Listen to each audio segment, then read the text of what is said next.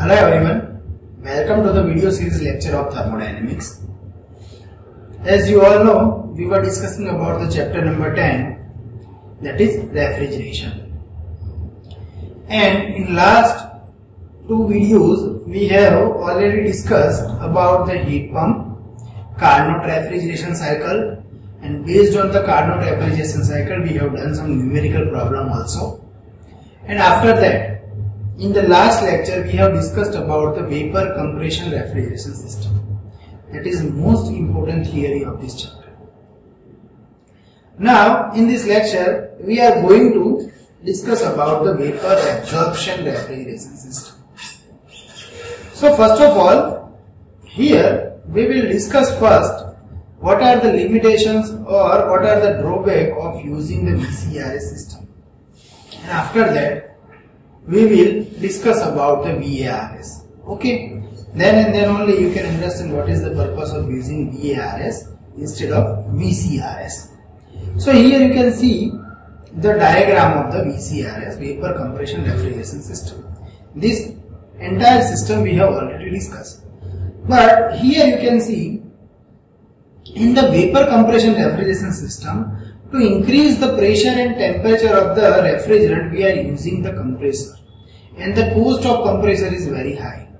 Also, the compressor is the electricity consuming device. It will consume the electricity for compressing the refrigerant. Okay, so it is work consuming device, we can say that. So first, the cost of compressor is very high. Second, it is the work consuming device. Okay, so we need continuous electricity for that purpose, or to compress the refrigerant. But if you think about that area where electricity is not available, or where the power fluctuation is very high, at that places we cannot use the VCRS system. So where the electricity is limited or where the power supply is not continuous, we cannot use this vapor compression refrigeration system. So for that places we can use the vapor absorption refrigeration system.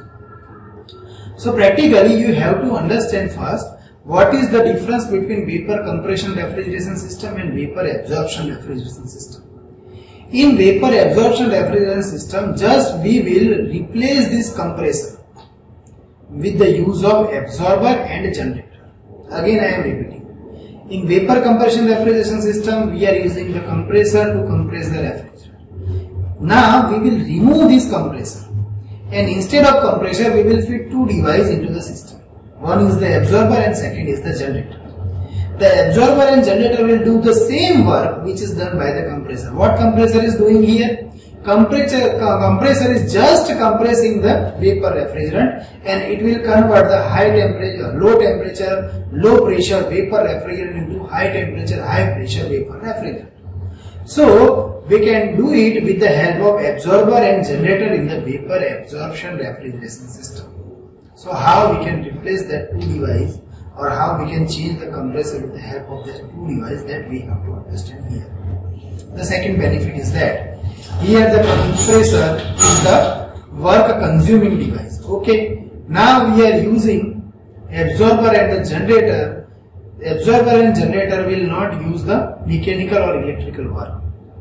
Okay, absorber and generator just consume heat. So generator is based on the low grade energy, it will use heat.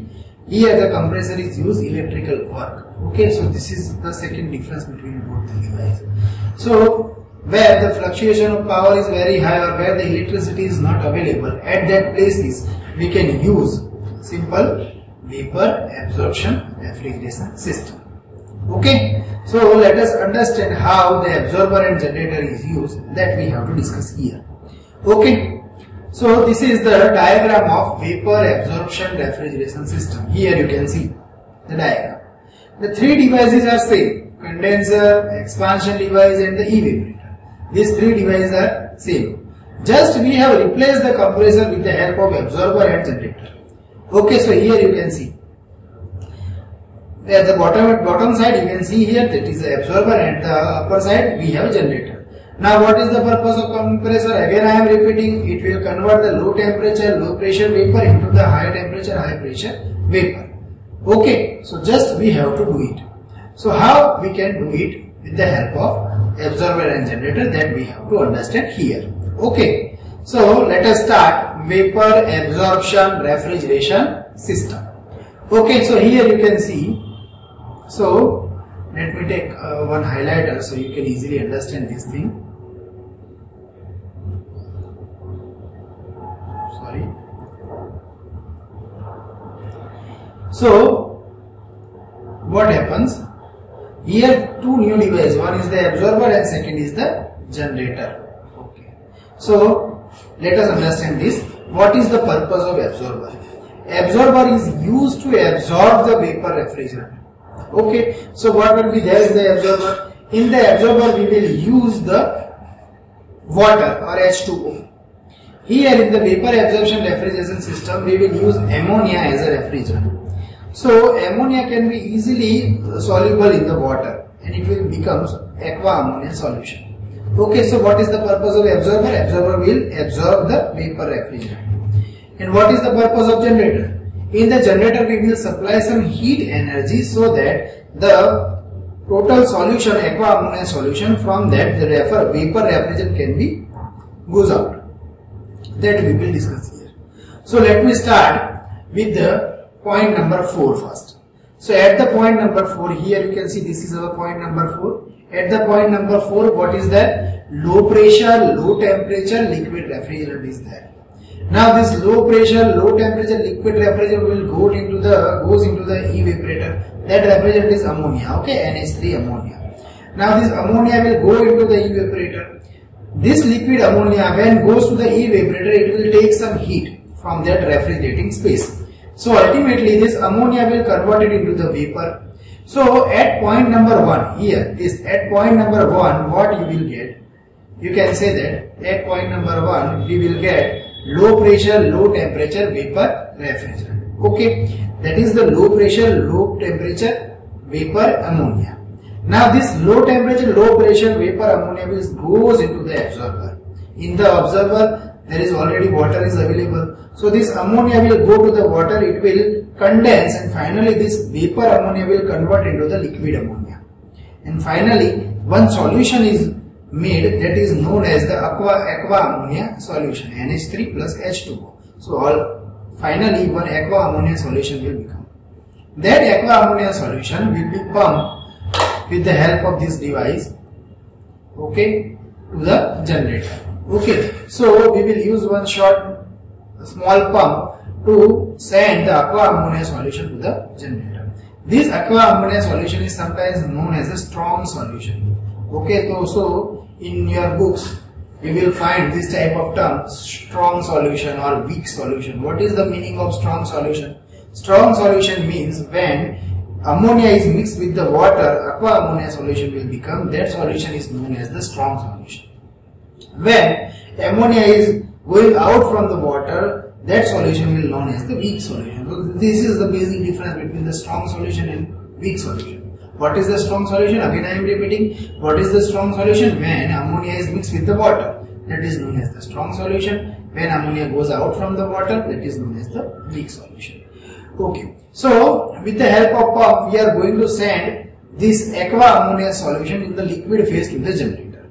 Now in the generator we are going to supply the heat. Okay, so in the generator we will supply the heat continuously. So in the generator we will supply the heat. So when aqua ammonia solution will get the heat, here you have to keep in mind that the boiling point of the ammonia and boiling point of the water is different. So when you are heating up the aqua ammonia solution, the ammonia will first boil and it will finally becomes a vapor first, and the water will remains in the liquid phase. Okay, so from that aqua ammonia solution, ammonia will convert into the vapor phase and water will remains in the liquid phase. So here you have to understand, at absorber there is a low temperature, low pressure aqua ammonia solution was there in the liquid phase. We have pumped out the liquid aqua ammonia solution to the generator so that its pressure is increased. Now in the generator we are going to supply the heat. So in the generator there was high pressure, low temperature liquid aqua ammonia solution was there. When you supply the heat to the generator, what happens? The pressure was high. Now when you supply the heat, the temperature will also increase. So you will get high pressure, high temperature, and ammonia will convert into the vapor. So ultimately you will get high pressure, high temperature vapor ammonia. And ammonia is the refrigerant. So I have written here at point number 2 what you will get. You will get high pressure, high temperature vapor ammonia or vapor refrigerant. Okay. So this is very important point you have to understand. Then now after that all the processes are same. That this high pressure, high temperature vapor refrigerant will go into the condenser. In the condenser it will condense and it will becomes the high pressure, low temperature liquid refrigerant that we have already discussed in the VCRS. That the heat will goes to the atmosphere and phase change will occur. So the vapor refrigerant will become the liquid refrigerant. After that it will goes to the expansion device. In the expansion device it will expand, so its pressure will reduce, and finally with the pressure temperature will also reduce. So finally at point number 4 you will get low pressure, low temperature liquid refrigerant. Okay, so at point number 4 you will get low pressure, low temperature liquid refrigerant. This low pressure, low temperature liquid refrigerant will goes to the evaporator. In the evaporator it will take some heat and finally it will convert into the vapor refrigerant, and this vapor ammonia will mix with the water and finally it will become the aqua ammonia solution. This aqua ammonia solution will be at low pressure, low temperature. With the use of pump we are going to increase the pressure of that aqua ammonia solution. It will reach to the generator. So in the generator we will get high pressure, low temperature liquid aqua ammonia solution. After that in the generator we are going to supply the heat. So because of that heat supply its temperature will increase. So finally and the ammonia will become the vapor. So finally at the outlet of the generator you will get high pressure, high temperature vapor ammonia or vapor refrigerant. Now this weak solution again goes to the absorber with the help of this throttle bar. Okay, so this is how the entire cycle is work, and we can replace the compressor with the help of absorber and generator. So this is all about the vapor absorption refrigeration system. So all the description I have mentioned here, that here we will use ammonia as a refrigerant and water as a absorber. Okay, and after that all the things I have discussed, that in the process number 1 to 2 what happens, 2 to 3 what happens, and in the 3 to 4 what happens. So all the description is given here. Now I am going to compare here difference between, or what is the difference between vapor compression refrigeration system and vapor absorption refrigeration system. What is the difference between these two systems? Okay, so we know in the VCRS we are using the compressor. It is the electricity it is the work consuming device, it will consume the electricity, we know that. In the VARS we need not to supply the electricity. Okay, so the first difference is that here in the VCRS vapor is compressed. Okay, but here in the VARS it will be heated with the help of heat. Next, the second difference is that here mechanical work is required to run the compressor or electrical work is required. Here heat energy or heat is required in the generator. But the benefit of the VCRS is that it is having high COP and the VARS is having low COP. Now fourth point is that capacity is limited up to the 1000 ton, and here the capacity may be above 1000 ton. So that is the benefit of the VARS. So we can make large size of the system with the help of this VARS. Next, more noise produced in the VCRS. Compressor is used, and we know that compressor is a noisy device. It will continuously producing noise. But here in the VARS we are not using the compressor, so quiet operation. Okay, noise free operation can be possible with the help of VARS. Next, the more leakage due to the high pressure. Okay, due to high pressure there is chances of leakage. But here almost no leakage because here we are not using the compressor. That's why.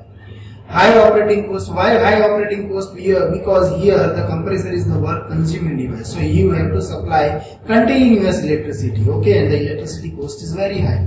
So ultimately you have to pay more cost. So high operating cost. And here there is a less operating cost. Why? Because we are using the heat. Heat is freely available from the sun. So we can use the solar system to run this VARS system.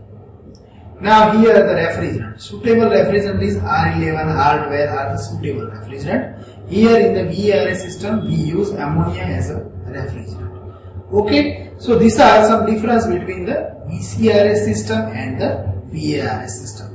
Hope you get the clear idea about VCRS and VARS. Now I am moving towards our last topic, that is the refrigerant. So what is the refrigerant, or what are the good properties of the refrigerant? In this chapter we have already discussed about some refrigerant, that in the VCRS generally we use R11, R12 type of the refrigerant, and in the VARS generally we use ammonia as a refrigerant. But what are the good properties of the refrigerant, that we have to understand here. Okay, so the first property is it should have good thermal conductivity. If the thermal conductivity is very high of the refrigerant, then we can easily remove, or easily it can absorb the heat from the refrigerating space. The second one is it should be non-toxic and non-corrosive.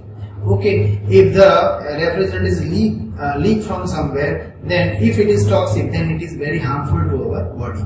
So it should be non-toxic and it should be non-corrosive. Next, it should have low saturation pressure. Next, it should have high COP. The COP of the refrigerant should be very high. Okay, then we can make small system and efficient system. So the COP should be very high. Next, it should have low specific volume. Okay, low specific volume. If the refrigerant have a low specific volume, then we can make compact system. If it is having high specific volume, then we need large compressor and large evaporator. So size of the evaporator and the compressor can be reduced if the specific volume is very less. And it should have low maintenance and the economical cost. Okay, so it should be economical and it should having the low maintenance cost. That is the basic need for all the refrigerant. Okay, so these are some good properties of the refrigerant.